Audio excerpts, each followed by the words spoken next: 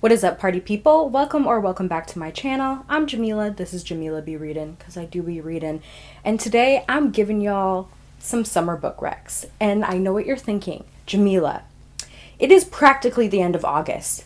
But summer technically doesn't end until September 21st. So I'm giving you late summer reads, okay? Books, if you're still in that summer mood, you want something quick, you want something easy, you want something engaging to read.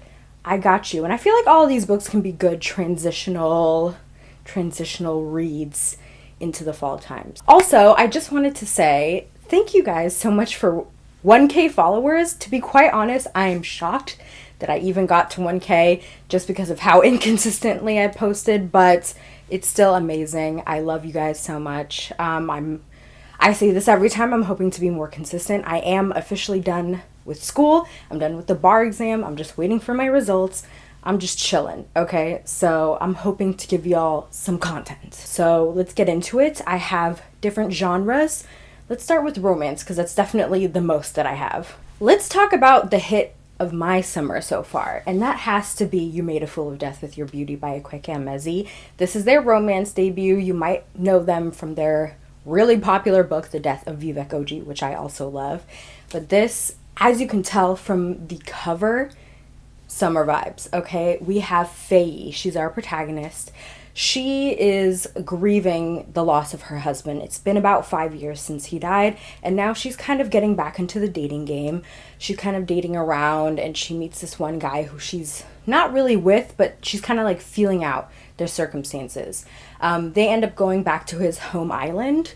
They don't actually specify the name of the island, but I feel like it's alluding to Jamaica. But anyway, back to his home island, and there she meets someone else, and I'll just leave it at that. If you're looking for something engaging, if you're looking for something that's a little bit messy, but is like a deep exploration of grief and like finding yourself, you gotta pick this one up. It has Akwaeke Emezi's trademark amazing writing, and I just love this one so much.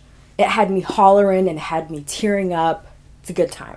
Along the same lines, 7 Days in June. I feel like you probably knew this one was coming. This was the hit of last summer. This is about two authors, Eva and Shane, who had a whirlwind romance when they were in high school, and they are now reconnecting after 15 years. The romance in high school ended very badly, so they're kind of like on weird terms, but they've been writing to and about each other this whole time in their books, so it's kind of like good tension, good pining and stuff like that. This also deals with like more complicated themes, content warning for like addiction and alcoholism, and just like abuse and all that kind of stuff. As always, I'll have booktriggerwarnings.com and Storygraph listed below so that you can check out content warnings for all of the books that I'll be mentioning. But this is just so good. Like, if you just want a book that just has so much like angst but is also like comedic, you have to check this one out. A book that I very rarely see people talk about, and that needs to change, Sweet Hand by N.G. Peltier. This is about Charisse and Kieran. Charisse is a baker, and she has her own like baking catering company. She just got out of a bad relationship with a musician, and she's sworn off dating musicians, okay? And then there's Kieran, who is a music producer. And so they have been childhood rivals for a very long time. They don't really get along, but his best friend and her sister are getting married, and they are the best man and maid of honor, respectively. So they have to come together to put together like a joint bachelorette party. And so I don't usually like enemies to lovers, that kind of trope in contemporary romances, just because it's always like really petty and annoying and unrealistic. But I really enjoyed it in this. They like don't hate each other, but they just don't get along, and we find that, you know, watching their relationship grow and actually like truly getting to know each other was great. Loved it. Devon and Chris Plan a Wedding. This is so good. Me saying that about every single book that I'm going to be talking about. This is a more recent release. I think it came out in like January of this year, and it's a sapphic romance.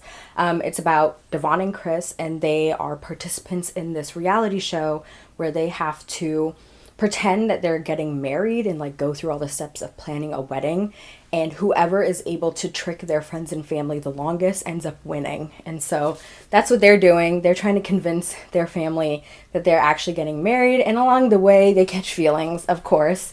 This was so much fun to read. It was just, they had great chemistry. Good times. By the way, I'm not going to explain why I think these are good summer reads. They just are. Like, they give the vibes, you know what I'm saying? So you're just gonna have to trust me, okay? Next up, actor Eve Brown. I'm not gonna talk too much about this because like everybody knows about this. Eve, the youngest Brown sister, she's very flighty, doesn't really stick to things, and so she gets like an ultimatum from her parents. She runs away and ends up at a bed and breakfast and meets Jacob, who's the owner. Blah blah blah, good stuff. Talia Hibbert is that girl. Next. And last for the romances, I'm just gonna flash them real quick because y'all already know, okay? Alright. Cool. We on the same page? Cool. Let's talk thrillers, because I know thrillers usually give like fall, winter vibes, but I feel like, you know, in the summertime you want to read something that's really engaging and quick, and I think thrillers can be good for that. So I have two recommendations, I think mostly because they're both set in the summertime. But anyways, When No One Is Watching by Alyssa Cole. I feel like I've talked about this book before. It is a thriller following Sydney and Theo. Sydney has grown up in this neighborhood in Brooklyn that is very quickly becoming gentrified. Theo is one of the new residents in this neighborhood. They have to come together because there's some like nefarious things happening, you know, that's like tied along with the gentrification. And this was hella stressful. Also, content warnings, gentrification and racism. Like, it was a lot, I do have to say, but like, I could not put this down. Like, I just needed to know what was going to happen. And then My Sister the Serial Killer. This is about Korede, whose younger sister is low-key a serial killer, and she has her sights set on this man that Korede works with and also is like secretly in love with, and she's just trying to figure out like, am I gonna stop my sister? Am I gonna save this man? What do I do? And it was just a wild time. This is like one of those thrillers that's like kind of slow. It feels a bit more like a contemporary novel where you're just watching all of these people's lives pan out, but like there's just like this deep sense of unease the entire time, and you're just like, what is gonna happen? And I loved that. All right, let's talk about contemporary / literary fiction. I would be remiss if I did not talk about these two books. Like, I feel like I should include Queenie because it's like the messy black girl trifecta, but I didn't really like Queenie that much, so I don't really want to recommend it, but it's not bad. So if you do want to pick it up, okay. But these two, Such a Fun Age by Kylie Reed and Lester by Raven Leilani, I absolutely recommend. And here's the thing though, both of these books are not books that I think have mass appeal, you know, especially Lester. It is a book that is a very controversial. By controversial, I just mean people either seem to really love it or really hate it. So I would maybe read some reviews and kind of gauge if it's your type of book. But both of these are just about, you know, young women who are making choices. They are making choices.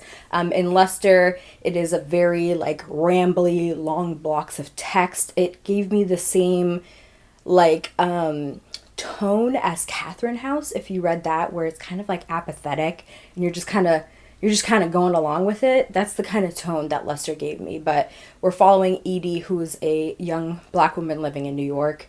She is engaging in a relationship with this older white man who's married, and he is claiming to be in an open relationship. She gets kind of caught up with his whole family. She gets fired from her job. It's really, she's trying to find herself, but like, does she really find herself? Anyways, I'm not trying to ramble about this book.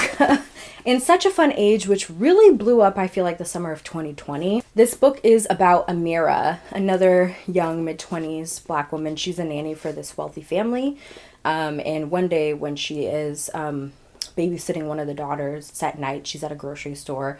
An older white woman there ends up calling the police and accusing her of stealing this child, which she did not. And that's kind of like the jump start of this story, but I wouldn't say that's necessarily like what this book is about. To be quite honest, I feel like it's a little bit mismarketed.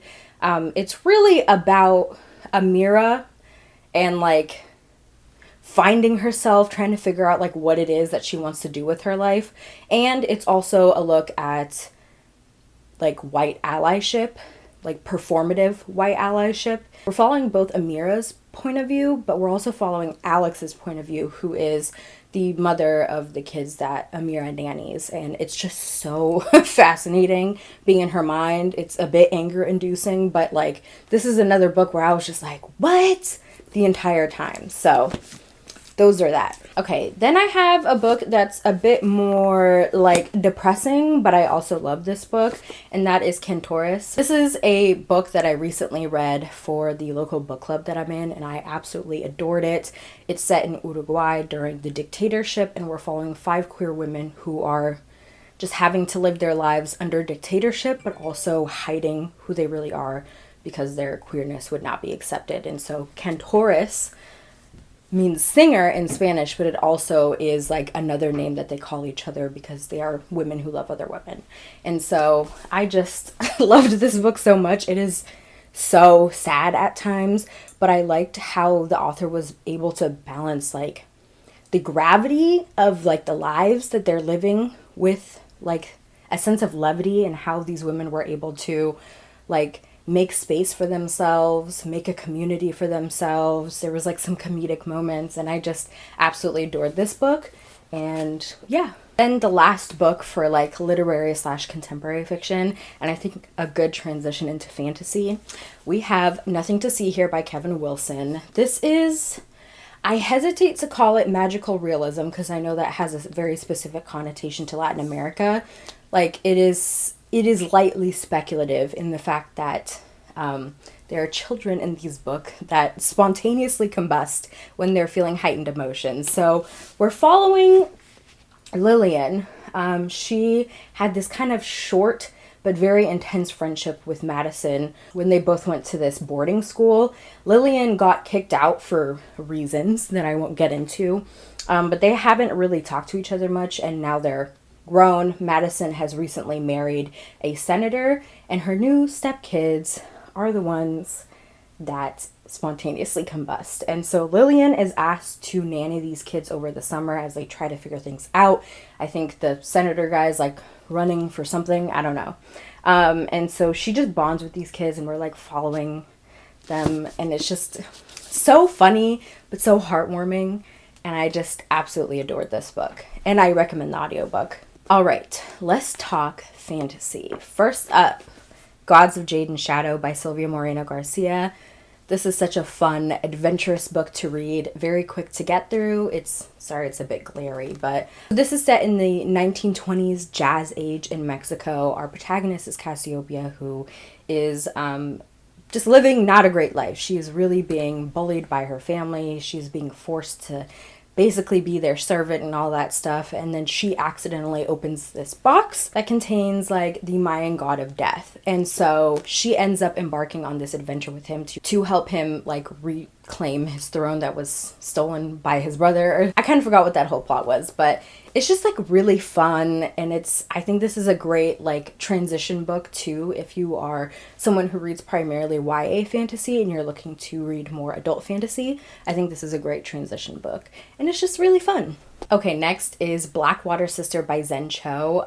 This is about Jess, who is moving back to Malaysia with her parents. She has just graduated and she doesn't really know what's going on with her life. She's also in a relationship, but she is closeted. Her parents don't know that she is gay, and so she's like hiding that and her relationship, and so that's kind of like a thread that she's dealing with throughout the book. But once she moves back to Malaysia, she starts hearing a voice. It's the voice of her dead grandmother. It turns out that her grandmother, when she was alive, was a spirit medium for this mysterious deity called Blackwater Sister, and now through Jess, her grandmother has to settle the score for this god and sends her on this like really wild adventure. There's like a revenge plot. There's lots of family secrets. It's just really fun and a good time. And I think if you're someone that likes books about you know, like young in their 20s people who are trying to like figure out their lives.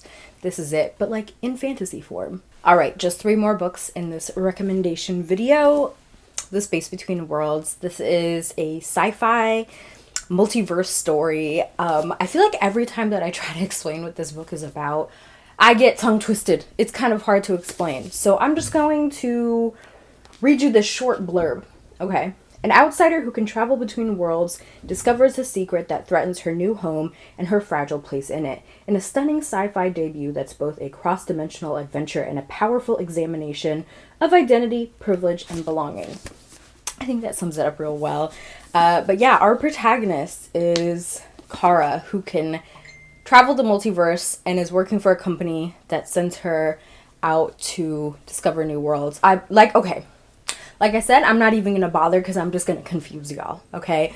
But if you love multiverse stories, I think especially if you really enjoyed Everything Everywhere All at Once, I think you'll like this. This is a little bit more darker though. If you like multiverse stories, if you love sapphics, and if you love like really wild plot twists that had me gasping out loud, okay, multiple, then check this one out. This was a wild time, and it was one of my favorite books of 2020.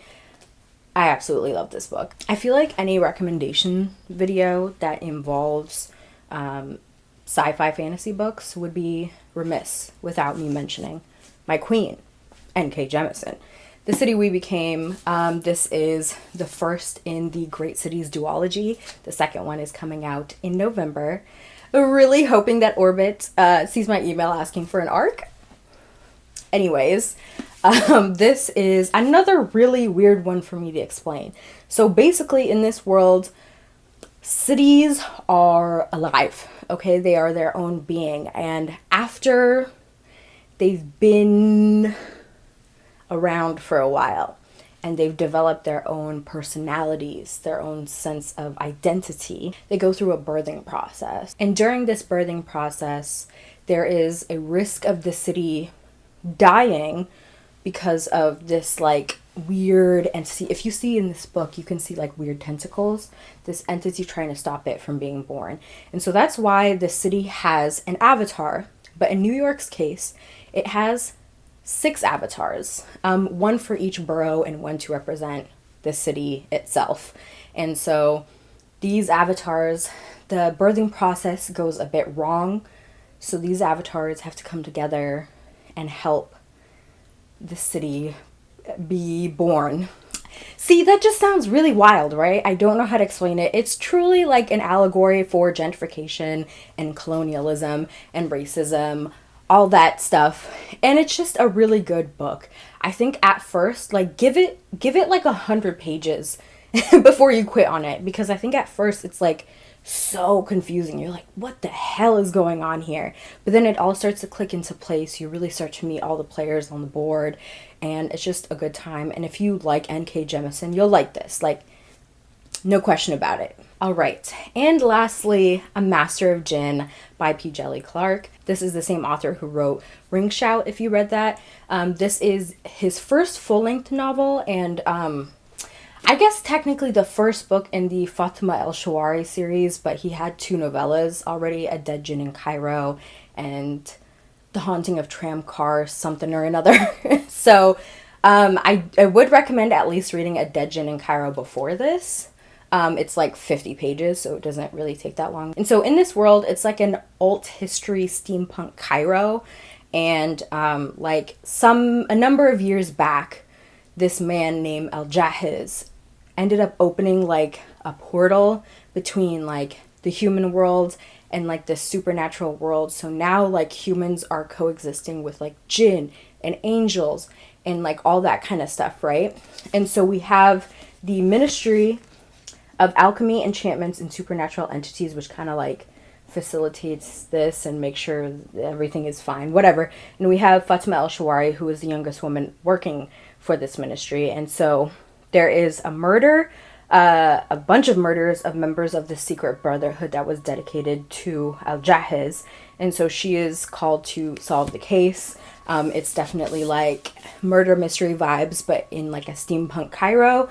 I adored this book. I loved it. I do think there was a little bit of like pacing issues just because this is P. Djeli Clark's first full-length novel, but it was a good time. It's so like vividly written. Like I was just picturing everything in my head, and I was thinking how cool it would be if this got its own movie or like a TV show, and just how awesome like the set and the costumes would be. And yeah, so if you're someone that likes, you know, like cozy mysteries or like murder mysteries, but also like wants some sort of like fantastical element to it, definitely check this one out. All right, and those are all the recommendations for your late summer reads. Again, I know it's the end of August, but it is what it is. Summer's not over yet in my mind, although I am very, very ready for fall. I am sweating right now. I hope you can't see that, but it is very hot. Yeah, and that's it. I'll check y'all in the next video. I'll have links to all of my other socials down below. Give me a follow. Bye.